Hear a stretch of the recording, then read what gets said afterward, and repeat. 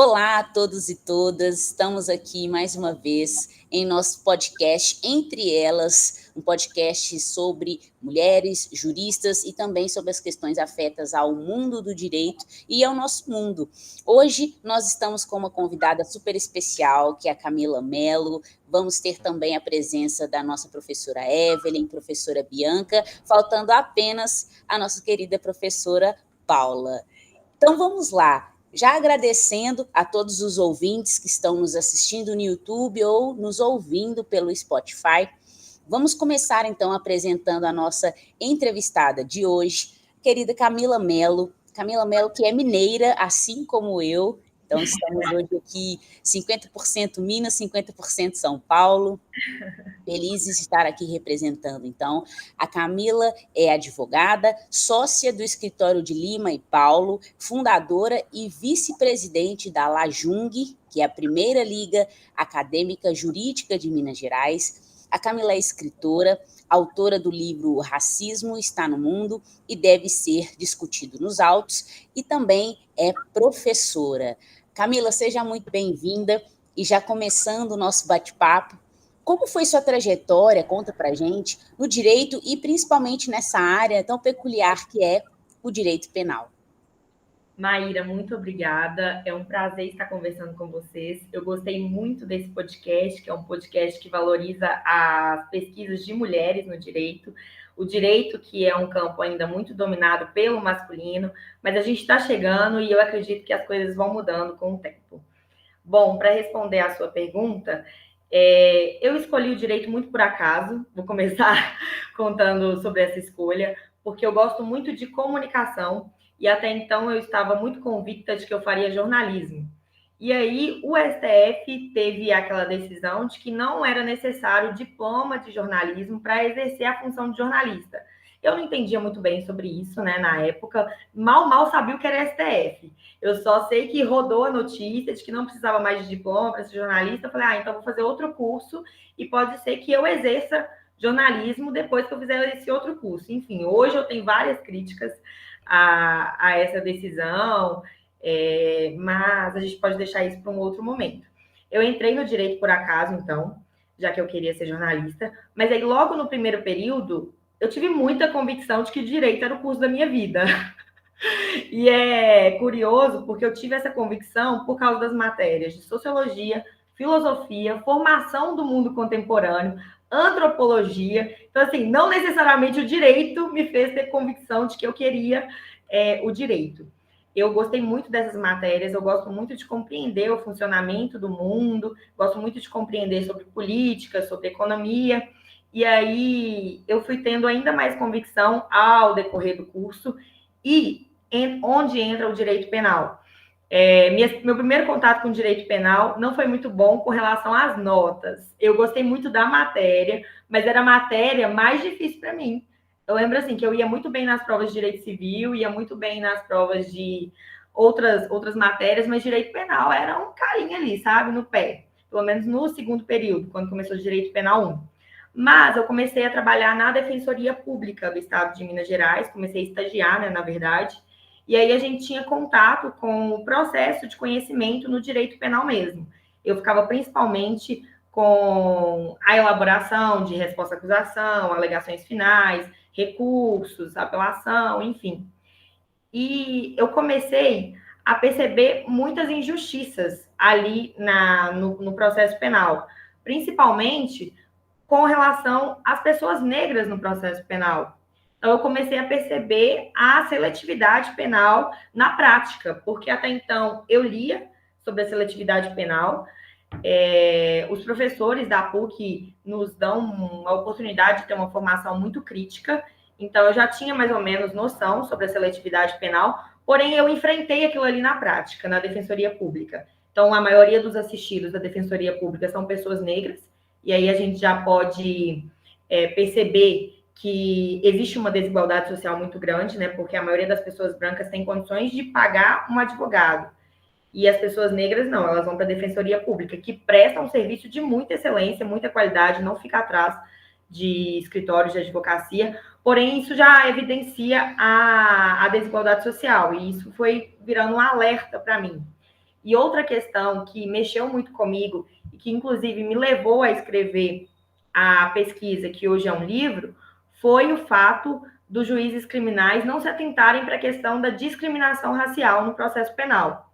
Então, a gente tem aí um contingente populacional de pessoas presas muito grande, e a maioria das pessoas são negras, a cada 3 pessoas presas, 2 são negras, e as sentenças criminais não falam de racismo, não falam de desigualdade racial, sequer cogitam que isso pode ter acontecido. Isso foi virando um incômodo muito grande. Então, diversas vezes, fazendo defesas criminais, nós levantamos a possibilidade de os réus terem sido discriminados pela polícia, ali na persecução penal, e aí eu falo sobre isso de forma mais elaborada no meu livro, pois não necessariamente os policiais discriminam de forma intencional. Eles são levados a isso por causa do racismo estrutural. Porém, isso acontece, e aí, quando a gente levantava essa possibilidade de discriminação, muitas vezes as sentenças diziam o seguinte: os policiais não têm razões para discriminarem o réu. Isso foi me causando muita indignação, porque em um país onde todas as relações, inclusive nossas relações pessoais, são pautadas por discriminação, a gente está discriminando o tempo inteiro. Como que o juiz vive nessa realidade paralela no qual os policiais não têm motivos para discriminarem o réu? Então, isso foi gerando incômodo e eu falei, a arma que eu tenho para combater isso é a pesquisa. Eu estou aqui em um local, eu não digo de privilégio, né, porque educação é um direito, mas eu digo que eu estou em um local que poucas pessoas como eu conseguem alcançar. E eu sinto a necessidade de retornar isso para a comunidade negra, de alguma forma. Já que eu estou nesse local, que eu use a arma que eu tenho, a arma entre aspas, né, para os ouvintes do Spotify, que eu use essa arma de uma maneira que possa colaborar para a melhoria da vida das pessoas negras no Brasil. Maravilhosa, muito obrigada, Camila. Já levantando essa bola e cortando, vou passar então para a Bianca. Muito obrigada, Maíra. Olá, pessoal. Espero que estejam todos bem. Evelyn, Camila, que prazer te conhecer e te ouvir. E eu estou muito curiosa para saber como foi o processo da pesquisa para a elaboração desse livro. Então, a Maíra já comentou, né? O racismo está no mundo e deve ser discutido nos autos. Acho que é importante mencionar o subtítulo do seu livro também, para quem está nos ouvindo. Então, uma postura interpretativa que coloque em xeque a prova testemunhal no processo penal. Então, eu fiquei curiosa para saber como foi o seu recorte de pesquisa, por que postura interpretativa, não interpretação, e por que a prova testemunhal. Então, como você chegou nessa pesquisa, nesse resultado, que é tão interessante, realmente precisa ser muito discutido. Muito obrigada pela pergunta, Bianca. Bom, o que aconteceu? Eu vou contar um episódio aqui da Defensoria Pública que foi muito crucial para a escrita desse livro. Nós fizemos uma defesa criminal no qual 2 réus estavam exatamente nas mesmas circunstâncias. Um réu era branco e o outro era negro.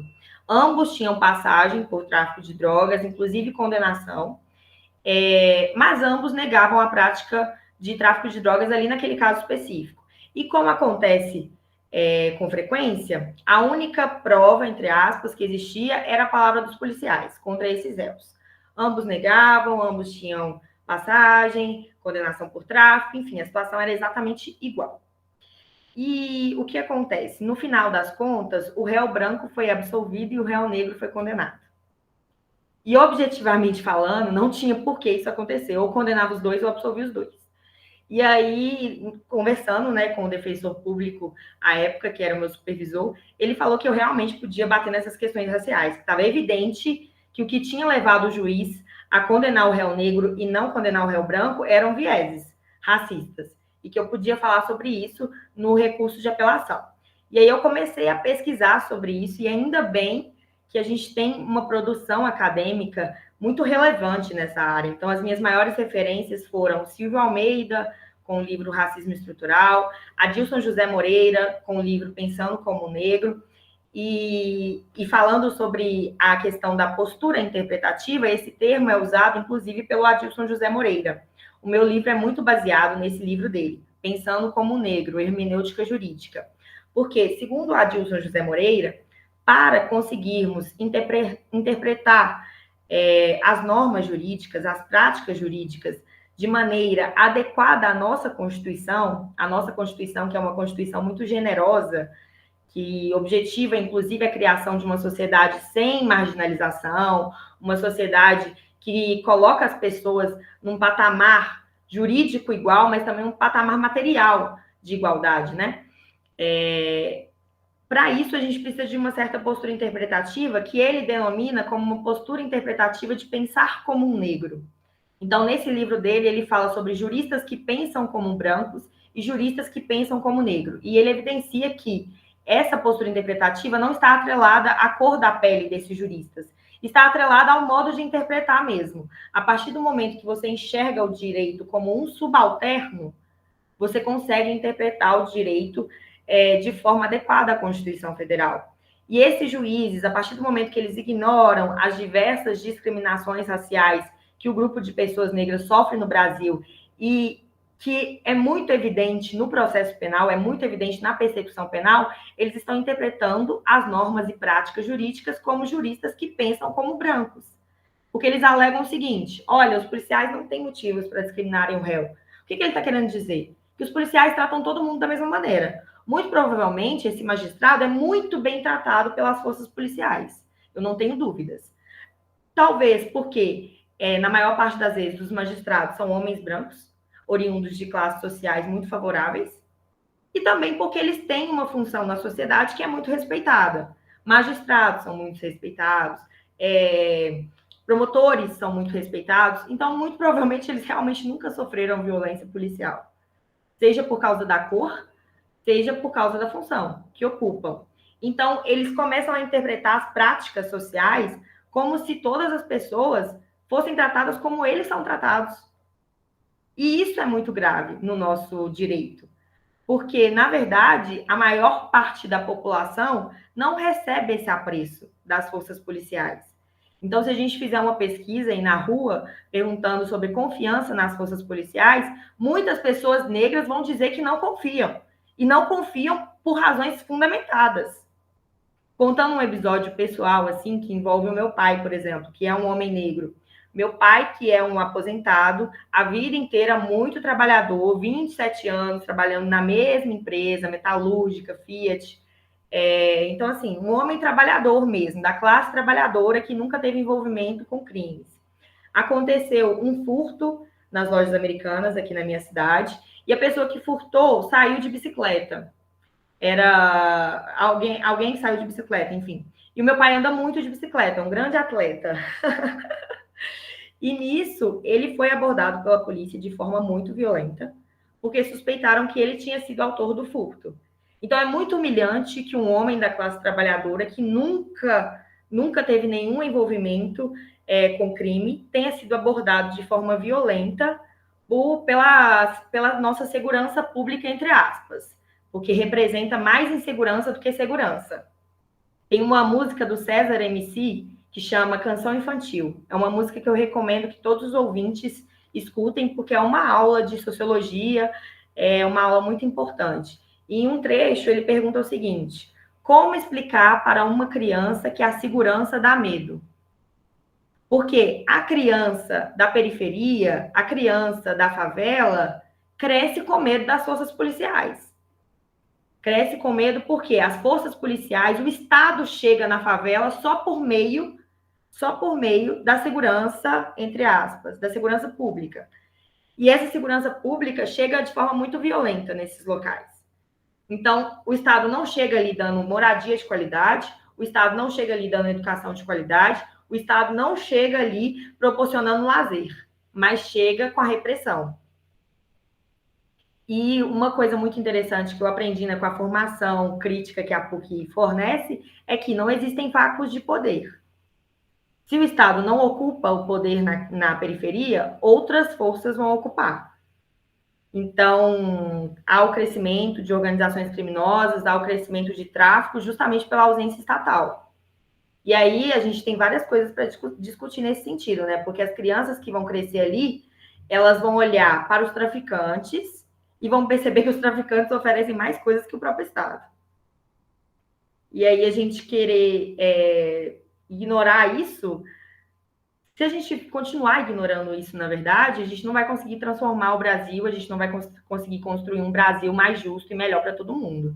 A gente vai ter que enfrentar a realidade, que é uma realidade dura, é uma realidade complexa, é uma realidade difícil de alterar, mas a gente precisa encará-la.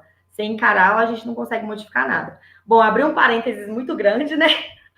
Falando sobre o livro, mas, na verdade, essa postura interpretativa é a postura interpretativa de quem vai olhar para o direito, entendendo que o direito muitas vezes foi usado para manter as pessoas no local que elas estão, e o local que as pessoas negras estão é um local muito desconfortável, é um local muito indigno, é um local que não está de acordo com a Constituição Federal. Então, eu preciso, e nós precisamos, que os juristas tenham consciência disso. E uma provocação muito evidente no meu livro, baseada no doutor Adilson José Moreira, é essa questão da postura interpretativa. Muito obrigada, Camila. Como você disse, né, um comentário longo, mas muito importante. E fico contente ao ouvir os nomes dos nossos colegas, né, Evelyn, nossos colegas de casa da Universidade Presbiteriana Mackenzie, que com certeza também são referência nessa temática. E você falando, me veio à mente, né, até que ponto o direito realmente quer transformar a sociedade para que o que está estampado na Constituição Federal seja real, seja realidade, e não é simplesmente um instrumento para manutenção do status quo, e é o que a gente vê acontecendo. Eu concordo com todas as ponderações que você colocou. Sensacional. Confesso que eu ainda não li o seu livro, lerei, com certeza. E aí já fica a pergunta, tem a versão do e-book do livro? Sim, no site da Tiram. Perfeito, já para o nosso ouvinte, ou quem estiver assistindo no YouTube, já procurar, que não é só a versão física. E peço desculpas pela tosse, por isso não me prolongando aqui. Evelyn, passando já a palavra para a terceira pergunta.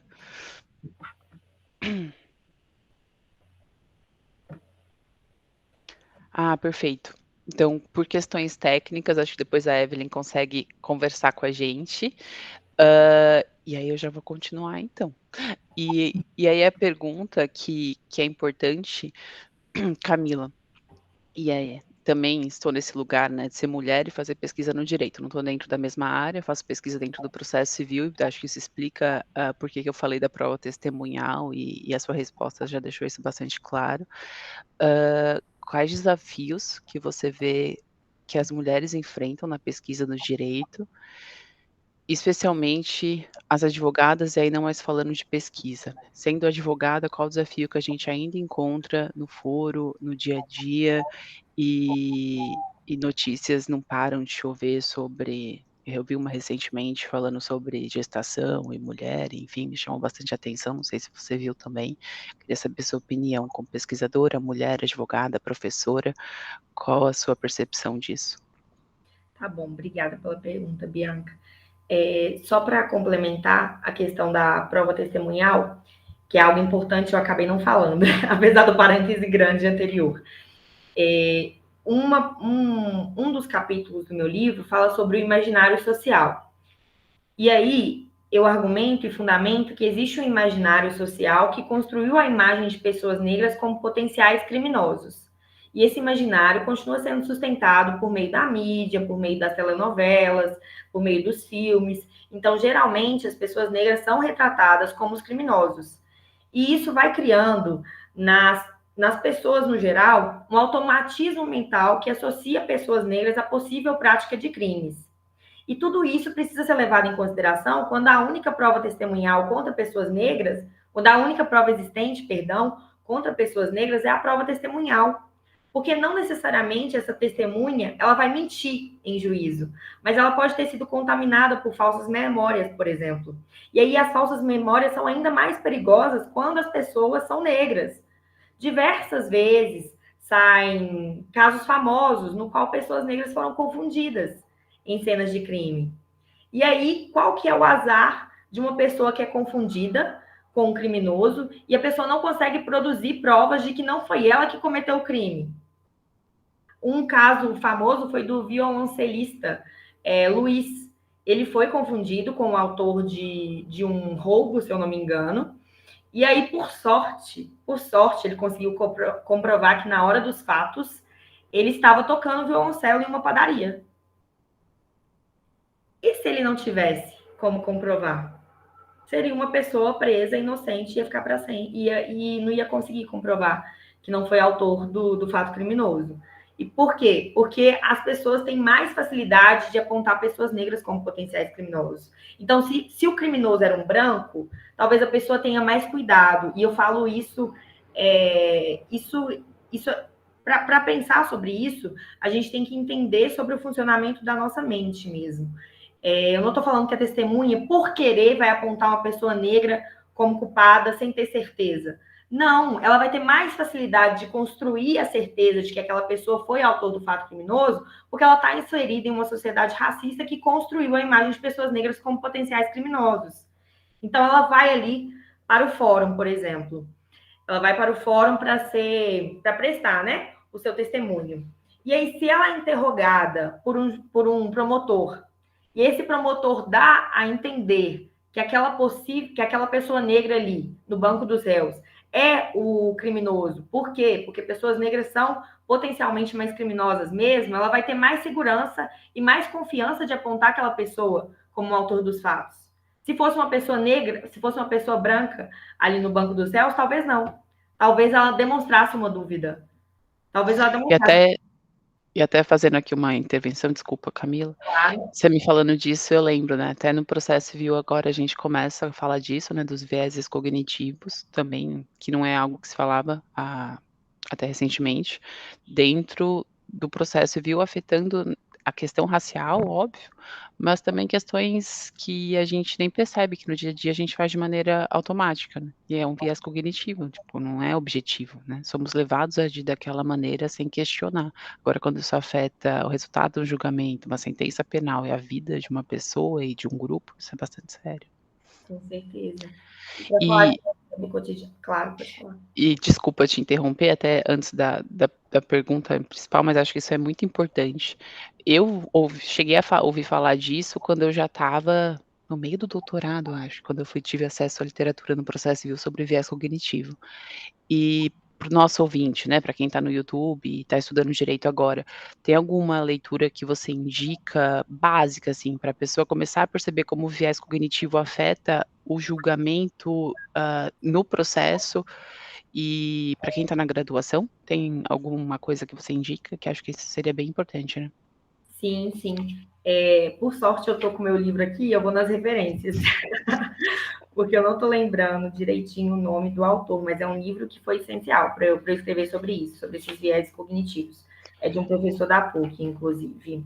É o que, enquanto você procura, né, no processo civil, que nós lemos bastante, é um professor de Minas também, da PUC Minas, o Gerli Nunes, que escreve sobre os vieses cognitivos, e depois também o doutorado do Eric Navarro também aborda essa questão bem importante, né, que nos afeta não só no processo, não só no direito, diariamente em todas as nossas atividades, e a gente começa a falar disso agora no direito. Né?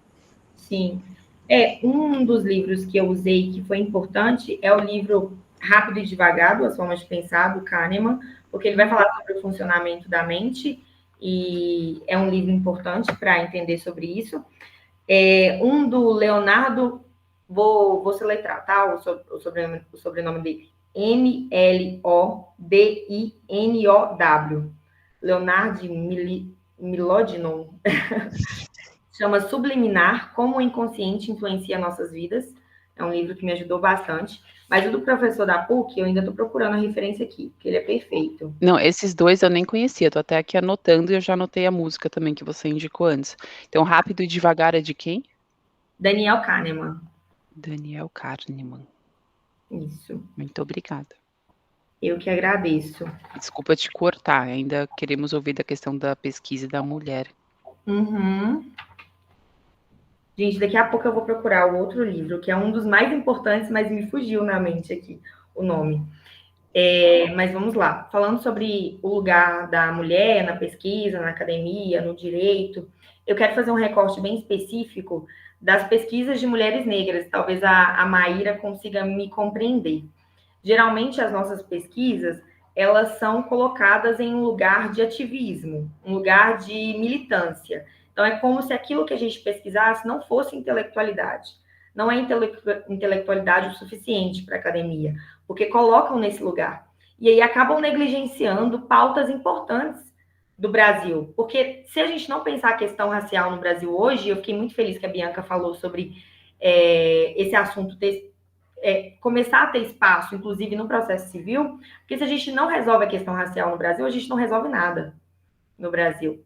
E ficar ignorando isso na academia faz com que a gente fique produzindo um monte de inutilidade, com o perdão da palavra, mas de verdade. Se a gente não leva em conta a questão racial, como que a gente vai resolver os problemas do Brasil, sendo que a maioria dos problemas envolve a discriminação e a indignidade de pessoas negras e pessoas indígenas? Até mesmo porque esse país foi construído em cima do sangue negro e do sangue indígena. Isso tem desdobramentos até os dias de hoje. É só a gente olhar para a universidade e perceber que até hoje, mesmo a população negra sendo a maioria, nós somos a minoria na universidade. Nós somos a minoria nos espaços de poder. E antes mesmo desse podcast, eu ouvi uma fala do professor Dr. Adilson José Moreira que eu achei muito interessante. Ele falou sobre a discriminação intergeracional. Então, eu quero resgatar aqui para vocês as experiências que eu tive no início do curso, que é aquele momento que as pessoas se apresentam e falam delas, enfim. E aí, alguns alunos falaram assim, porque o meu avô é advogado, porque o meu pai é presidente da OAB, porque meu avô é ministro não sei quem. Gente, o meu avô, em que pese ter sido um dos homens mais inteligentes que já passou no Brasil, faleceu em 2021, ele morreu sem saber ler. Por quê? Porque a mãe dele era escravizada. Então, peraí, a minha experiência é muito diferente da experiência dos meus colegas brancos. Porque os avós deles tiveram acesso à universidade. Na minha casa, eu fui a primeira a ter acesso à universidade. Então, a discriminação intergeracional está aí. É óbvio que a família desses meus colegas construíram um patrimônio que a minha não construiu. Então, é óbvio que eles têm muito mais tranquilidade financeira do que eu.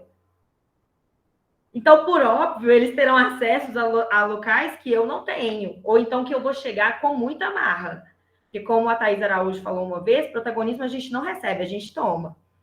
Então, para a gente chegar nesses locais, é muita luta que, por vezes, essas pessoas que têm um histórico familiar de mais segurança financeira, de mais estabilidade intelectual na família, de um maior status, eles não precisam passar por tantos problemas e por enfrentar tantas questões que pessoas como eu precisam enfrentar, porque a minha bisavó não era desembargadora de nada, minha bisavó era escravizada. O meu avô não é presidente da OAB e não é nada, porque ele faleceu sem ter acesso ao mínimo, que é a alfabetização. Então, tudo isso evidencia que a pesquisa para pessoas como eu, na academia, ela é mais surpreendente, porque é mais difícil da gente chegar nesse lugar de pesquisar. E quando a gente chega, a Maíra deve entender muito bem, a gente não chega tendo lido apenas autores brancos. A gente lê todos os autores brancos que a academia supervaloriza. Então, a gente lê o Kant, a gente leu diversos autores brancos que muitas vezes nem falam sobre a realidade brasileira, não falam, né? Não escrevem sobre o Brasil. E além de ler essas pessoas, a gente lê Conceição Evaristo, a gente lê Fanon, a gente lê Lélia Gonzalez, que muitas vezes os intelectuais brancos da academia nem escutaram falar. Então, as nossas pesquisas envolvem o conhecimento dos intelectuais brancos, que é a exigência da academia, que a gente tem que ler mesmo, e um plus, né? Porque a gente ainda lê sobre os intelectuais negros, que, infelizmente, na maioria das vezes, quem lê mesmo é a comunidade negra. Quem deveria ler são os brancos, mas quem lê somos nós.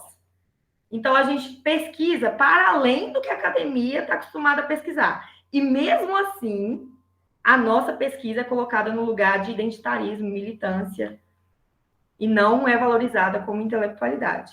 Então, eu acho que um desafio que a gente tem é demonstrar, e a gente tem feito isso com produções muito bem feitas, demonstrar que não é só militância. É militância também, eu não escondo isso. Eu sempre falei que a minha pesquisa era a união da intelectualidade, da militância, da teoria e da militância, porque a gente já perdeu muito tempo. Então, tem que ter uma luta mesmo. Mas a intelectualidade precisa ser valorizado como intelectualidade. Perfeito, Camila. Muito obrigada por compartilhar sua experiência, suas percepções. Eu estou aprendendo muito mesmo. E como você disse, né, tem muito a ser falado, muita referência para o pessoal anotar e ler e pesquisar, até para mim. Depois, no final, com certeza, acho que vale passar a sua rede social para o pessoal te seguir, te acompanhar e ver sua produção. E antes disso, vamos passar a palavra para a Evelyn. Evelyn, vamos Muito conversar, obrigada, continuar essa conversa tão Bianca. interessante. Com certeza. Antes de mais nada, eu queria dizer que é um prazer e um privilégio, Camila, te conhecer e principalmente te escutar. Eu acho que, diante de tudo que você falou, posso falar em meu nome e no nome da Bianca, que temos uma experiência efetivamente diferente de você e da nossa querida Maíra. Dizer o quanto a gente entende ser importante esse recorte que você faz, né? Não obstante o podcast seja entre elas, a gente sabe muito bem que entre elas ainda tem matizes muito diferentes, né? Da nossa percepção, minha e da Bianca como mulheres brancas, e sua e da Maíra como mulheres negras. Então, assim, a gente entende que o desafio que vocês enfrentam na pesquisa, na academia, e até nesse lugar de militância, que muitas das vezes relegam vocês, como você mesmo disse, a um papel de menor na academia, o que não consigo nem entender o porquê, né? Porque, como bem você disse, sim, militância também, mas vocês são obrigadas, inclusive para que consigam sobreviver na academia, a terem outras leituras, outros entendimentos, né? E nesse sentido, como a gente tem por objetivo aqui no podcast trazer de forma mais tranquila essa experiência, esse compartilhamento, né, de vida, de experiência na academia, na profissão. Como que você acha que as ferramentas digitais, as mídias mesmo, por exemplo, o seu Instagram, o seu LinkedIn, ou quando você faz uma live com a Maíra, pode ajudar a difundir esse seu conhecimento e, principalmente, nos ajudar, inclusive, num letramento racial que eu acho que todos nós precisamos. Perfeita, Evelyn, muito obrigada pela fala. Só para iniciar, eu vou falar o nome de um dos livros que foi um dos mais importantes que eu usei. O Segundo Processo, Fatores Informais que Penetram nos Julgamentos, do Márcio Túlio Viana e da Raquel Portugal. Esse livro eu recomendo demais. Foi uma das minhas referências mais importantes. Sobre as mídias digitais, eu acredito muito que elas sejam instrumentos que podem nos ajudar a democratizar esse tipo de conhecimento. Desde que eu comecei a ter acesso a esses conhecimentos, e foi na graduação, é importante dizer isso, eu entrei na faculdade sem muito conhecimento sobre o mundo mesmo, não sabia a diferença de sistemas políticos, não sabia a diferença de capitalismo e socialismo, realmente não sabia. Olha que eu estudei em escolas públicas muito boas, porém me faltava um senso crítico para fazer associações corretas, sabe? Então, eu era uma boa aluna de história, eu era uma boa aluna de sociologia, eu era uma boa aluna de filosofia, mas até então não tinha um senso crítico muito apurado. Eu comecei a apurar o senso crítico na faculdade, apesar de ter tido professores excelentes durante o ensino médio, o ensino fundamental. E aí, eu comecei a me sentir muito, muito mais confiante comigo mesma, depois de conhecer questões raciais, questões sociais, que eu fui perceber, por exemplo, que o meu corpo, ele não é errado. Isso é algo que, para as pessoas negras, isso é muito importante, porque a gente é tão acostumado a ver uma hipervalorização da estética branca, a gente é tão acostumado a ver só pessoas brancas em bons espaços de poder, que a gente começa a se questionar. Eu comecei a entender que os meus antepassados lutaram sim, resistiram sim contra a escravidão, porque eu fui vendo um outro lado da escravidão, o lado da resistência, o lado dos quilombos. Porque até então eu tinha um pouco de vergonha. Eu vou contar algo para vocês aqui, que era um sentimento que eu tinha quando eu era criança. E as professoras iam explicar sobre escravidão, eu tinha um pouco de vergonha. Eu pensava assim, nossa, mas eles não fizeram nada, os negros não fizeram nada, sabe? Tanta violência, tanta coisa ruim, tanta crueldade, os negros não fizeram nada, por quê? A resistência não era contada. A história dos quilombos não era contada. Então, por que eu ia ter orgulho dos meus antepassados se eles não resistiam? Eu comecei a ter orgulho dos meus antepassados na faculdade porque eu fui aprender o outro lado da história. O lado da história que é contado por pessoas negras que entendem a importância da luta e da resistência dos nossos antepassados. E eu comecei a ter muito orgulho disso e fui entendendo que eu precisava dividir isso com as pessoas por meio das redes sociais. E eu acredito que isso é muito importante, porque são conhecimentos tão libertadores, o conhecimento de fato liberta, mas são conhecimentos que são pouco acessados. Então, a democratização desses conhecimentos e a troca de conhecimentos também pelas redes sociais é muito importante. Eu digo troca porque algo que eu faço muita questão de enfatizar é que, por mais que a minha família seja uma família negra, o meu avô tenha falecido sem alfabetização, eu nunca tive a experiência de morar em periferia, por exemplo. Eu nunca morei em favela. E eu queria escrever sobre isso. E para escrever sobre isso, eu corri atrás de pessoas que produzem conteúdo e são de favela. Eu corri atrás de escutar rap, porque o rap demonstra a realidade da periferia. Para eu não falar disso de maneira afastada, porque eu nunca tive essa experiência. Então, eu acredito que as mídias sociais são importantes para isso. É um campo de pesquisa muito bom e é um campo onde nós podemos democratizar o conhecimento sem perder a profundidade. Eu acredito nisso. Muito obrigada, Camila. Muito obrigada mesmo. Vou devolver a palavra aqui para a nossa host oficial do dia de hoje, para conterrâneas, né? Hoje, Maíra e Camila, para finalizar aqui o nosso episódio.